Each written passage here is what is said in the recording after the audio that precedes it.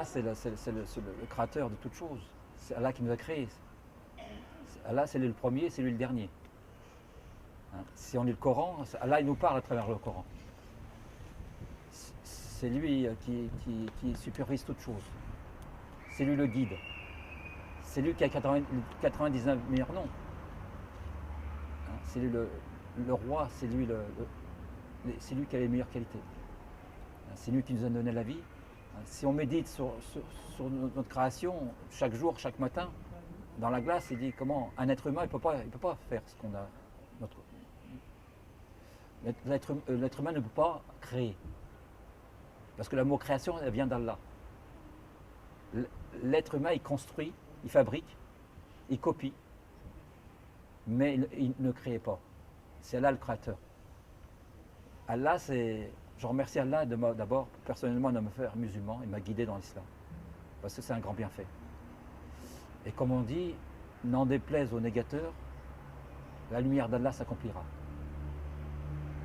Ça ne vient pas de moi, c'est bien d'Allah. C'est la parole, elle dit, en fin de compte, Allah dit, n'en déplaise aux négateurs, ma lumière s'accomplira sur la terre. Ça veut dire que l'islam viendra un jour musulman. Après plusieurs... voilà.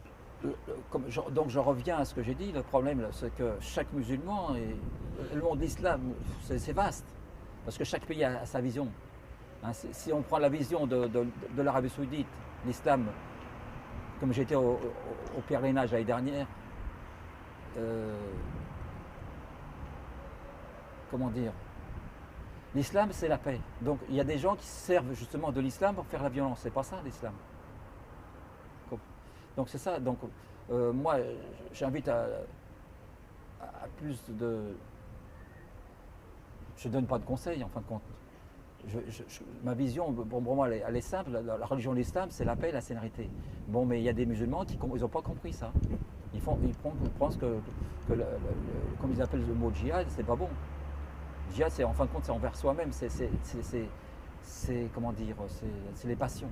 C'est de faire la guerre avec ses passions. C'est la guerre contre soi-même. Hein.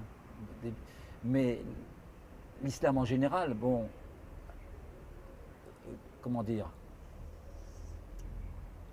Moi, je ne suis pas d'abord un savant, hein. Je suis un simple adorateur, je fais 5 prières, mais sur ce thème-là, je pense qu'il y a beaucoup des musulmans qui se trompent. Des musulmans qui se trompent dans la vision de l'islam. Ils font l'islam en fonction de leur envie. Hein. Il y en a qui vont dire l'islam c'est ça, c'est la violence, c'est pas la violence. Maintenant, celui qui est agressé, c'est normal qu'il se défende. Mais celui qui a la paix dans ce pays et qu'on lui interdit pas de faire sa religion, alhamdoulilah, c'est grâce à Dieu, c'est une bonne chose. Mais maintenant, celui qu'on interdit à faire l'islam, dans un pays qui n'est pas musulman, c'est notre problème. Mais la vision en général, on ne peut pas avoir une vision générale de l'islam. C'est l'islam dans chaque région, dans chaque pays, c'est différent. Mais le but de l'islam, c'est le plus important.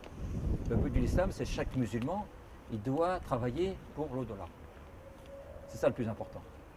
Et ne pas faire, en compte de l'islam, de la politique. Je veux dire, l'islam, c'est une religion qu'Allah a envoyée par le prophète sallallahu alayhi wa sallam pour le monde entier. C'est la seule religion qui est envoyée pour le monde entier. Donc, bon, certains musulmans ont une vision restreinte de la religion, mais comment dire. Voilà, si vous avez une question. J'avais pas d'idée préconçue sur l'islam. J'avais pas d'idée. Enfin, à l'époque, l'islam, à mon époque, quand je rentre dans l'islam, il n'y avait pas de. Comment dire, il n'y avait pas de négatif. C'est pas négatif. J'avais ni positif ni négatif. Je n'avais pas d'idée. Je n'avais pas de négatif sur l'islam. Mais je sais que si, à travers les épreuves de la vie, si je n'avais pas fait l'islam, je crois que je serais dans une situation très difficile. Peut-être que je ne serai plus dans ce monde-là. Je remercie Allah de m'avoir guidé dans l'islam. Parce que ça m'a aidé beaucoup à travers les épreuves. La vraie décision pour que je rentre dans l'islam, en fin de compte, c'est ce frère. C'est à travers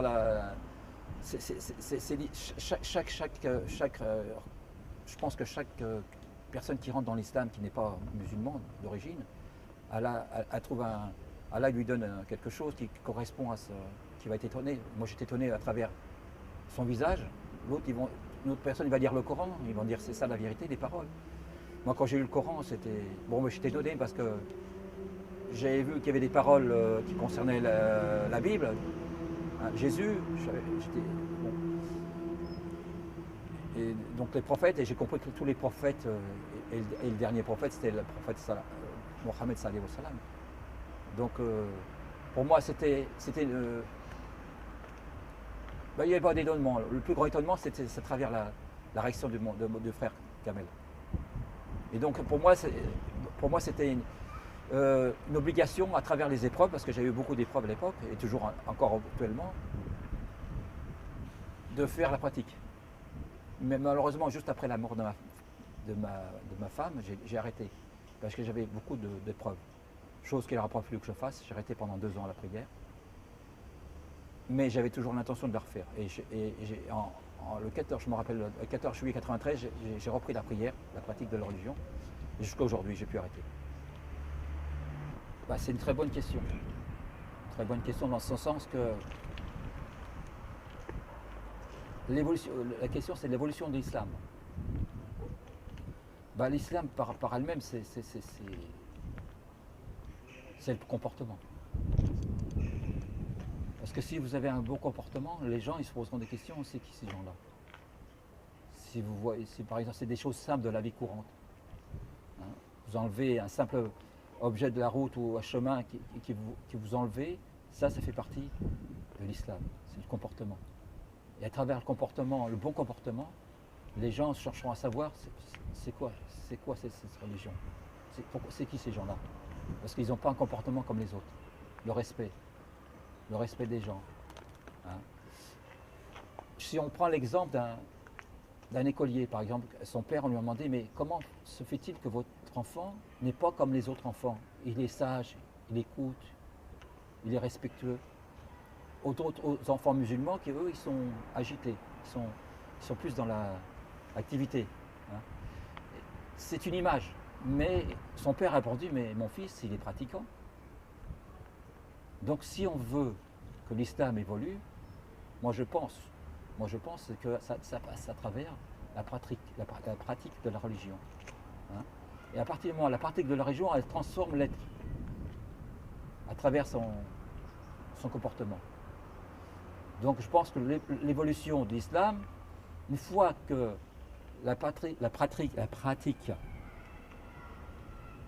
que l'être humain, que le musulman qui n'était pas non pratiquant et qui est devenu pratiquant après, c'est totalement différent. Son comportement est changé.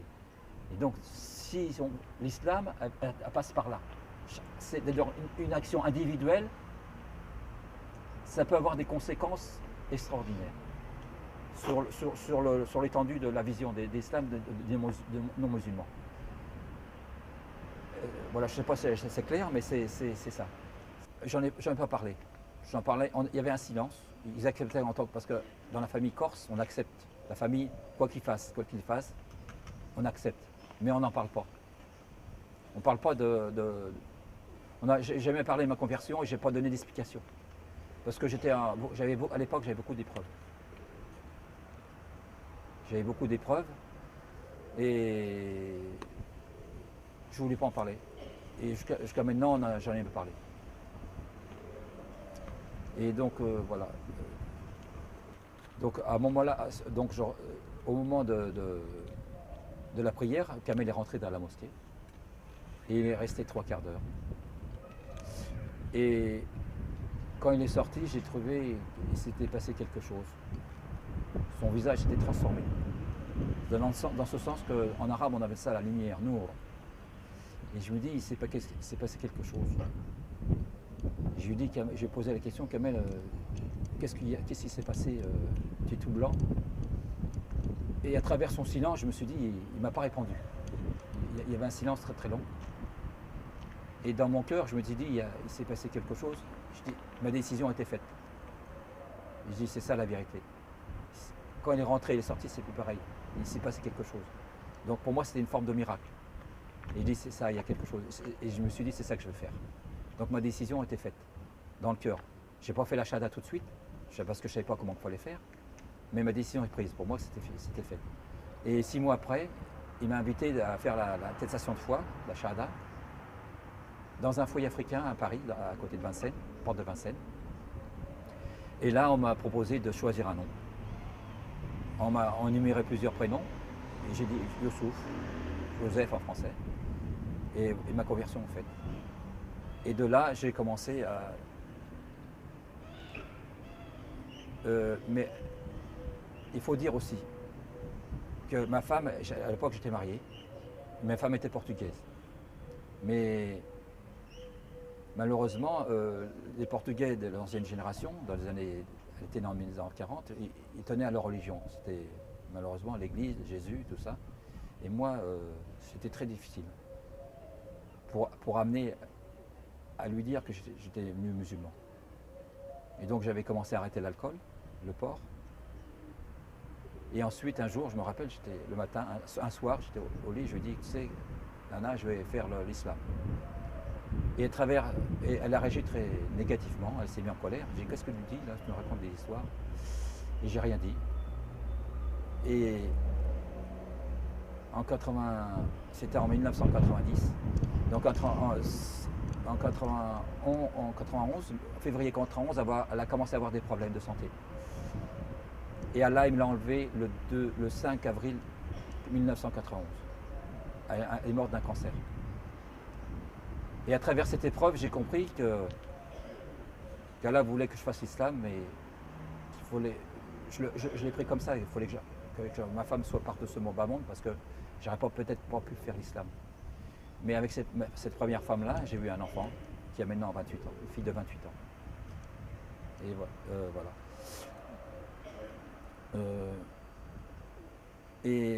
Donc pendant tout le temps qu'elle était à la clinique, j'ai prié beaucoup. J'ai pleuré, j'ai demandé à Allah de la guérir, mais c'était son destin et mon destin à moi-même. Je ne pouvais plus. Je me fais à l'évidence que c'était la fin pour elle. Et pour moi, une vie différente. Je me retrouvais avec un enfant sur les bras et heureusement j'avais un travail.